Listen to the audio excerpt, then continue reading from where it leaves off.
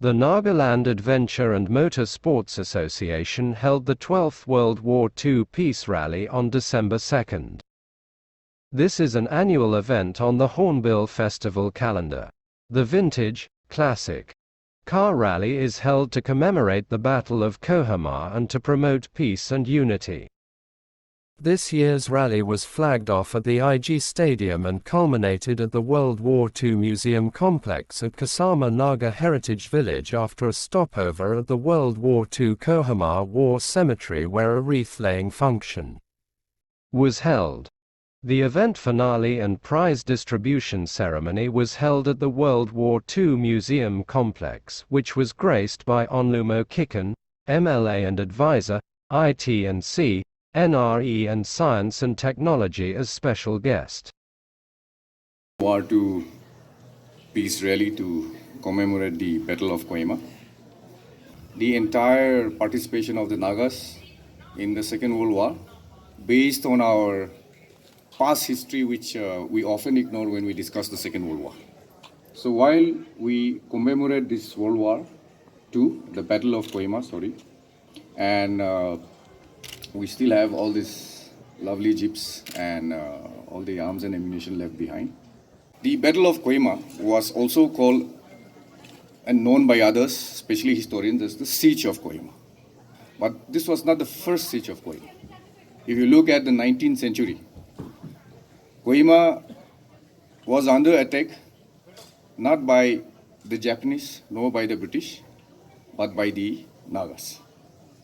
So if you look at this road here, later on, after the war, it was known as the Road of Bones, because a lot of people died, and they were full of the remains. And this road was built after a long period. It was first surveyed in 1832, in the 19th century, by the Britishers and the then Manipuri king called Gambhir Singh. Gambhir Singh is one of the most important Manipuri Maharaja who was able to retake Manipur from the Burmese right after the Treaty of Yandabu, which was signed, wherein the East India Company took over the entire northeastern region. And from 1832 to 1889, the British made several attempts to take control of the Naga Hills because they saw this as a shorter route from our home, the Assam Valley, to Myanmar. And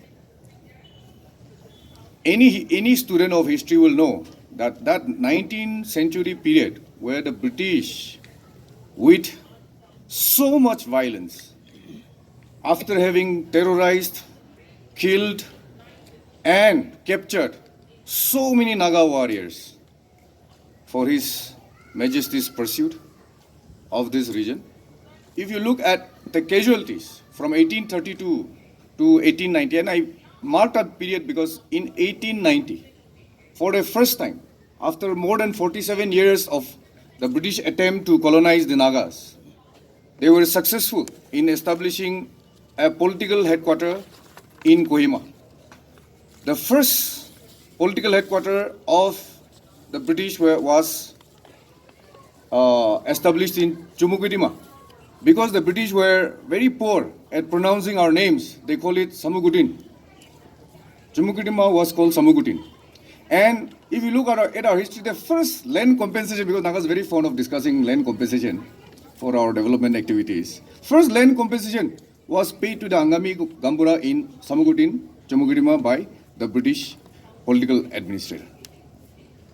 During that period, they shifted the capital, headquarters to Woka, and after 2 years, they shifted it to Kohima.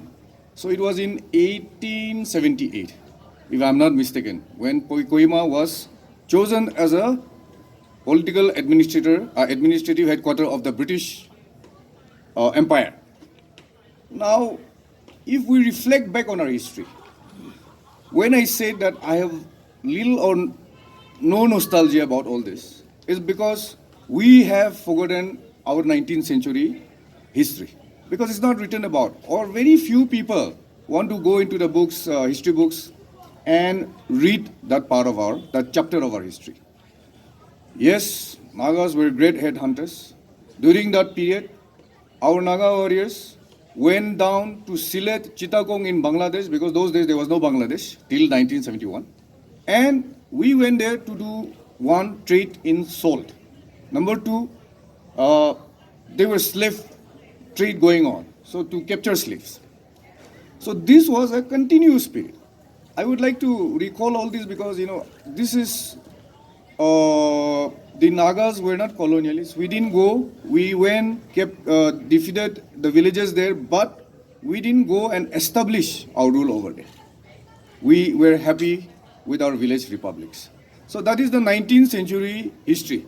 So when the British came and established the headquarters in Kohima, they started interfering in the rule and control of our Naga villages. And hence, all these areas, those days, it was called the Tenime area, they, for the first time in the history of Naga existence, they formed a confederacy of Naga villages.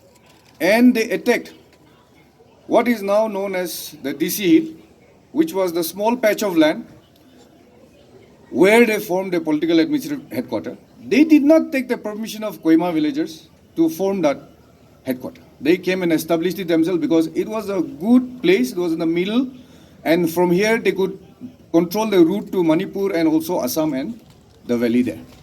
And for them, the issue was not about resource extraction in the Naga Hills. Issue was also not about revenue. It was control of the road. That was the main the main purpose of the British. But they wanted to tame them because that time tea had been discovered in the valley, and they had brought in a lot of capital to start tea plantation. And so, to check Naga raids, they started and established this political administrative headquarters. Why I'm going back to this period is because at that point of time, the Naga Confederacy, led by Konoma villagers, attacked Kohima, and that was the first siege of Kohima. First siege of Kohima. In that battle, a lot of Nagas died because we had, of course, some of our Nagas had purchased some muzzle-loading guns, some rifles and all that, but it was basic. We were no match to the mortars and cannons of the British, that time the British force. Now, if you look and review that part of our history, this first siege of Kohima, and compare it to the second siege of Kohima.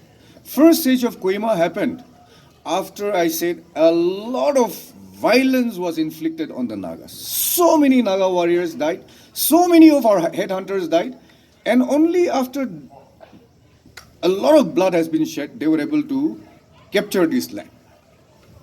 First siege of Kohima is also in the present day history seen as first anti-colonial offensive by the Nagas against the British.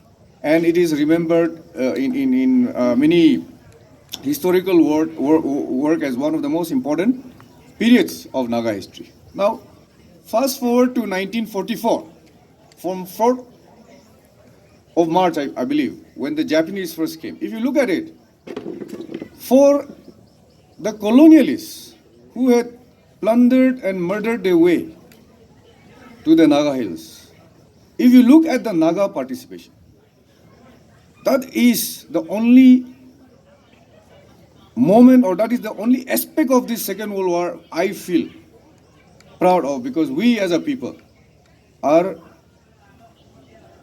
were instrumental in ensuring that the Japanese were defeated. The British has said so in so many times. I think I forgot his name. Prince Andrew came, I think, no? Andrew came. Andrew, he came and he said the same thing. He said he cannot forget the contribution made by the Nagas in the Battle of Kohima, which has secured the victory for the Allied forces. But today, if you look at the Second World War itself, the Battle of Kohima itself, and the Battle of Imphal itself, you would see that the INA, the Indian National Army, was in lines with the Japanese, Imperial Japanese Army. It was the most brutal 2.5 months war at this place called Kohima, tiny patch of land. But then the Japanese 31st Division had come from Hornbill in Myanmar, the Sagaing Division. So on their way, they had really terrorized our villages from Peg till here. They used our people as porters. The British that way were very lenient. They were giving even they were paying our people who were in the labor corps. So the critical difference was number one of supply, number one of the number two of the way the British and the light forces treated our Naga people. In that war, you will see there are tons and tons of books on the Battle of Kohima, both written by some Japanese scholars, which are very few and far between, and British and American soldiers, which are a lot, starting from the Chindit expedition, where they used fighter planes to defeat the Japanese army.